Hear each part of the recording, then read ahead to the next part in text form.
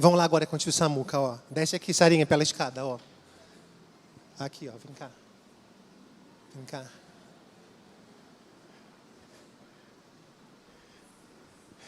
Meus irmãos, deixa eu perguntar aqui para vocês o seguinte. Quem aqui tem uma criança próxima a você? Levante a sua mão. Só isso? Se não tem, vai ter, não é? Ou um sobrinho, ou um neto, ou um filho, ou um vizinho, não é? Ou uma criança aqui da igreja. Mas se eu perguntar aqui para vocês, nem olhei para vocês, quem aqui tem? E eu achei que ia ser mais, viu, gente? A gente está precisando, não é? Gerar mais filho aí, gente. Olha aqui. Quem aqui deseja ver as crianças dessa igreja comprometidas com o Senhor? Levanta a sua mão. Assim ficou mais bonito, né? Eu fui criança aqui, estou feliz de estar hoje aqui pertinho de vocês.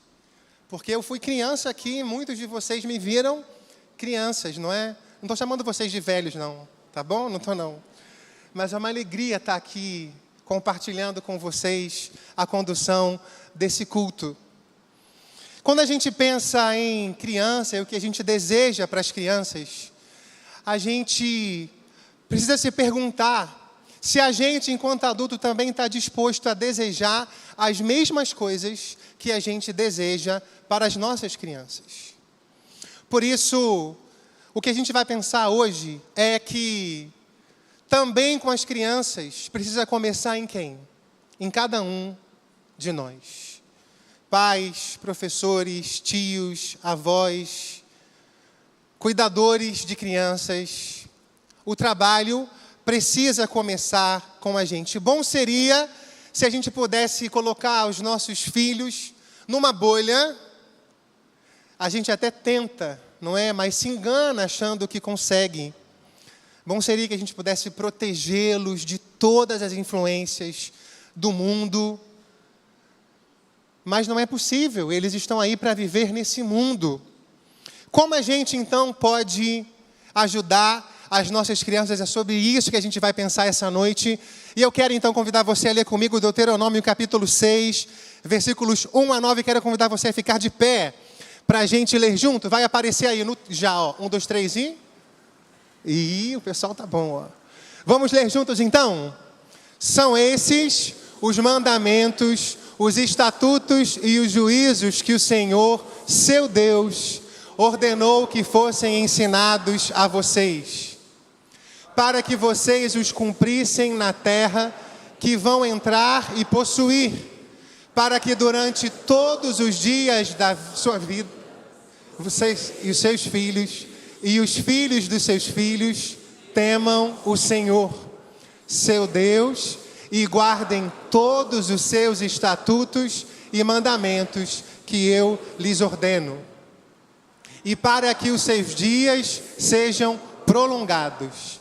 Portanto, escute Israel e tenha o cuidado de cumprir esses mandamentos, para que tudo lhes corra bem e vocês na terra que mana leite e mel, como o Senhor, o Deus dos seus pais, lhes prometeu. Escute, Israel, o Senhor, nosso Deus, é o único Senhor. Portanto, ame o Senhor, seu Deus, de todo o seu coração, de toda a sua alma e com toda a sua força. Essas palavras que hoje lhes ordeno estarão no seu coração. Você as inculcará aos seus filhos e delas falará quando estiver sentado em sua casa. Vamos lá, gente, avança aí.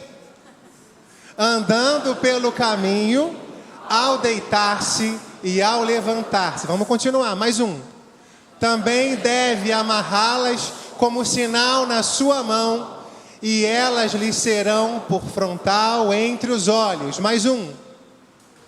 E você as escreverá nos umbrais de sua casa e nas suas portas. Vocês podem se assentar, vamos orar. Senhor Deus, nós queremos te pedir a tua bênção através da Tua palavra nesse momento, abençoando as crianças, adultos e as famílias da nossa igreja. Em nome de Jesus. Amém. Meus irmãos, o que é que esse texto nos ajuda a pensar quando pensamos nas nossas crianças?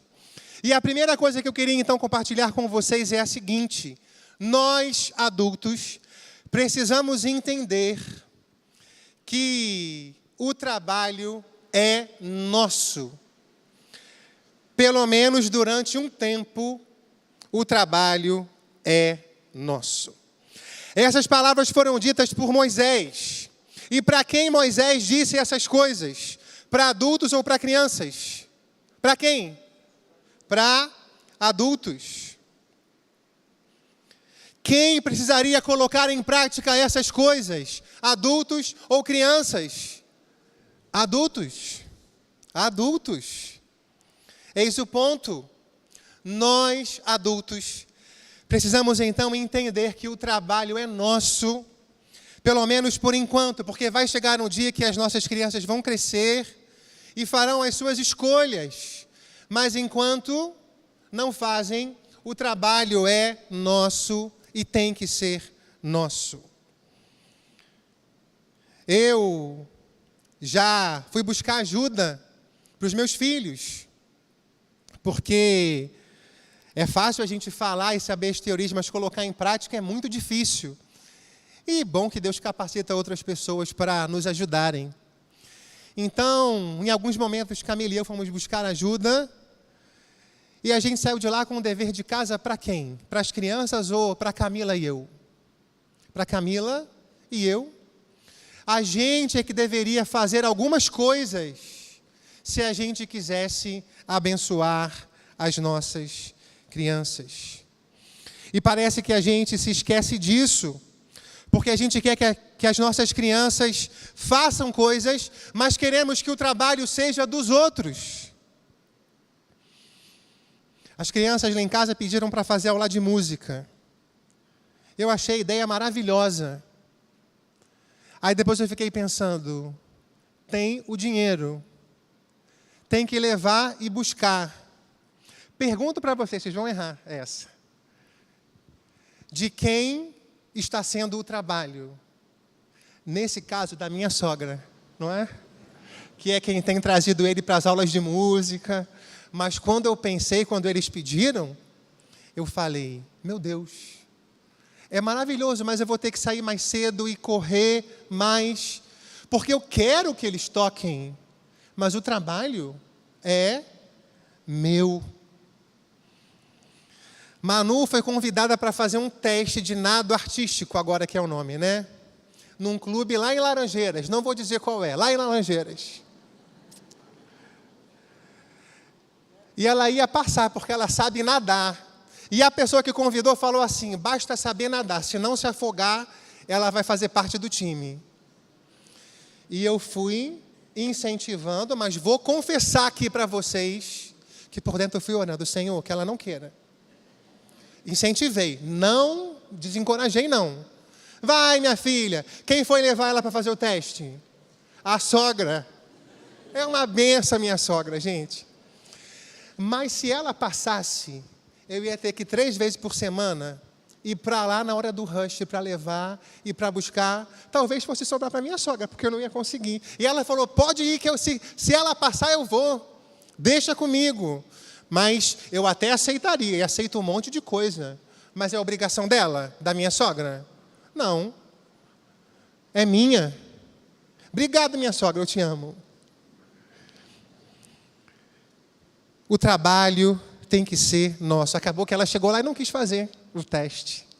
Eu falei, minha filha, você não quis fazer o teste por dentro. Achei bom por dentro. Mas eu falei, minha filha, você sabe nadar, ia passar uma oportunidade aí.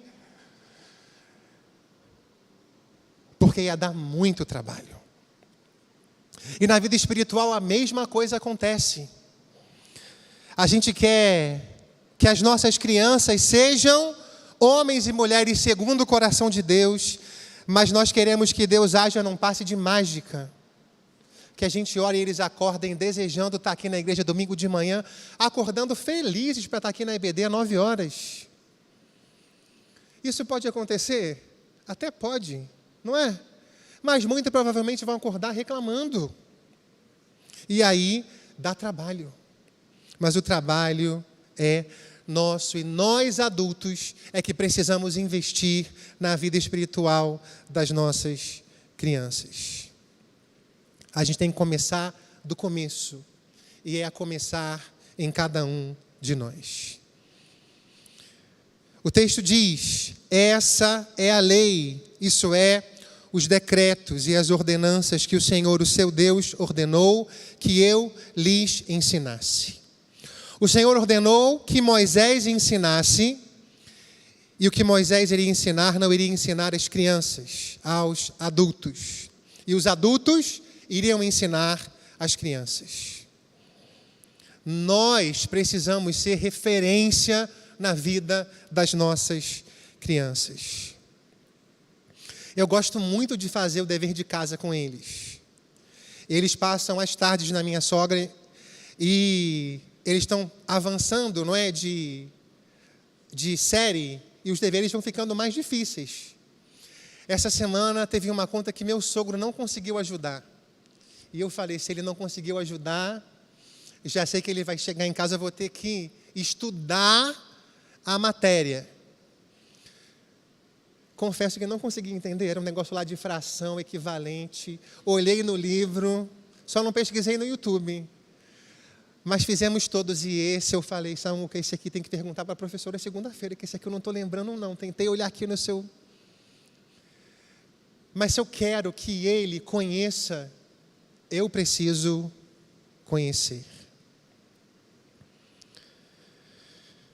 Se eu quero que meus filhos sejam homens e mulheres de oração, eu preciso ser um homem de oração.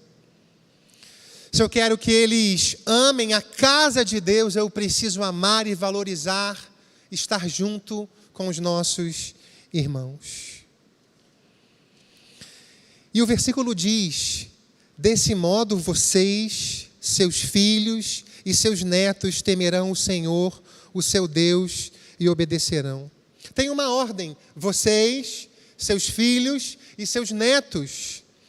E eu creio que essa ordem não está aqui por acaso, não. Porque como eu posso querer que minhas crianças conheçam se eu não conheço? Você, seus filhos e seus netos. No verso 6, que todas essas palavras que hoje lhes ordeno estejam em seu coração, coração de vocês adultos. Nós precisamos ser referência. A pergunta é: temos sido? Você já deve ter ouvido a história de um pastor que foi rever a lição da EBD que daria em um domingo.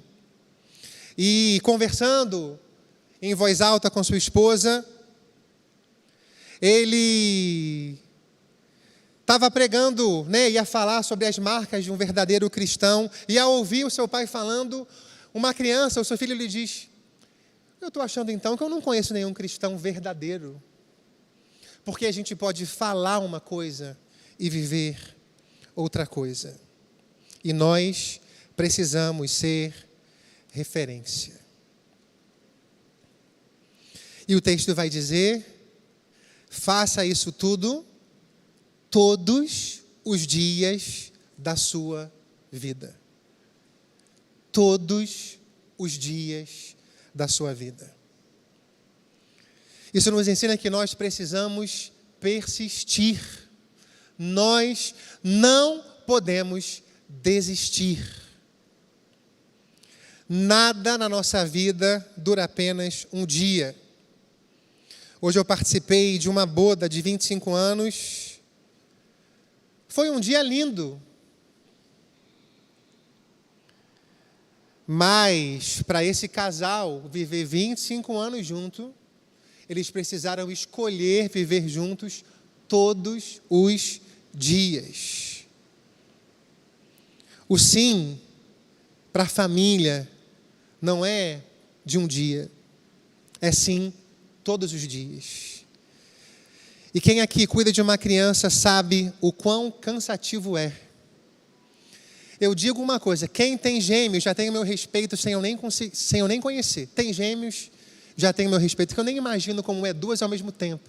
Quem tem 3 filhos, tem meu respeito também, assim. Quem tem 3, sendo 2 gêmeos igual o pastor André, esse daí... Mas respeito muito, que eu nem imagino o trabalho que teve. Todos os dias.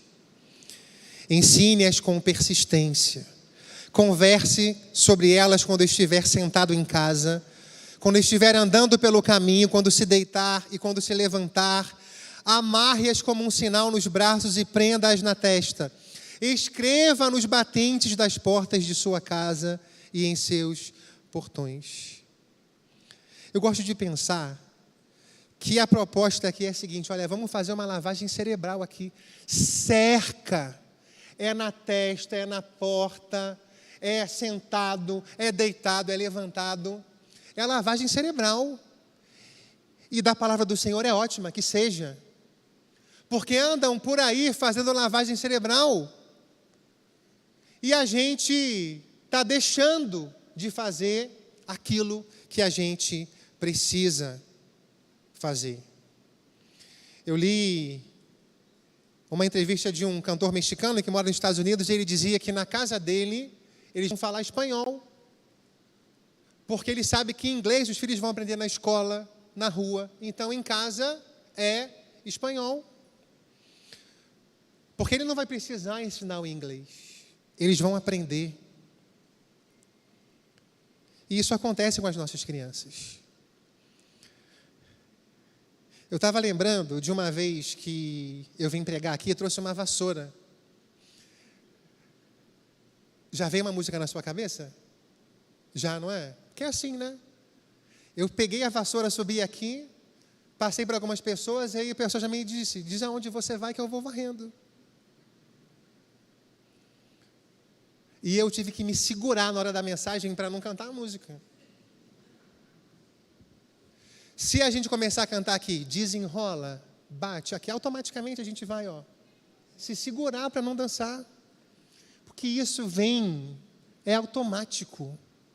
As crianças vão aprendendo e vão reproduzindo.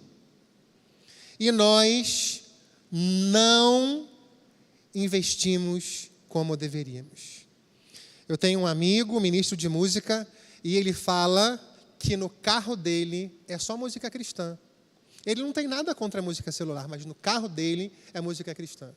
E ele bota os hinos, porque ele fala, aqui eu quero que aprendam os hinos, porque lá fora vão aprender o que vão ensinar. Então aqui no carro é hino que eles vão ouvir. Maravilhoso. Está cercando. E nós precisamos começar do começo. Tem que começar na gente. Se a gente quer ver essa igreja cheia de crianças comprometidas com o Senhor. Só que o nosso começo não é um começo zerado. Porque cada um de nós traz uma história que faz a gente ser o que a gente é. E de algumas coisas a gente nem tem consciência. A gente pode estar reproduzindo coisas que a gente aprendeu na nossa infância. Por isso, a infância me encanta e me assusta, porque nós podemos deixar marcas para a vida toda na vida de uma criança que vai crescer. Nenhum de nós é o que é por acaso. E é muito fácil eu chegar para vocês aqui e falar um monte de coisa. Essa semana, ontem, fazendo o dever, eu ouvi. Que saco, você é chato pra caramba, pai. Fiquei arrasado? Não. Chateado? Fiquei. Mas é muito fácil a gente falar, difícil a gente viver isso também com as nossas crianças. Talvez eu tenha mais paciência com o filho de vocês do que com os meus filhos.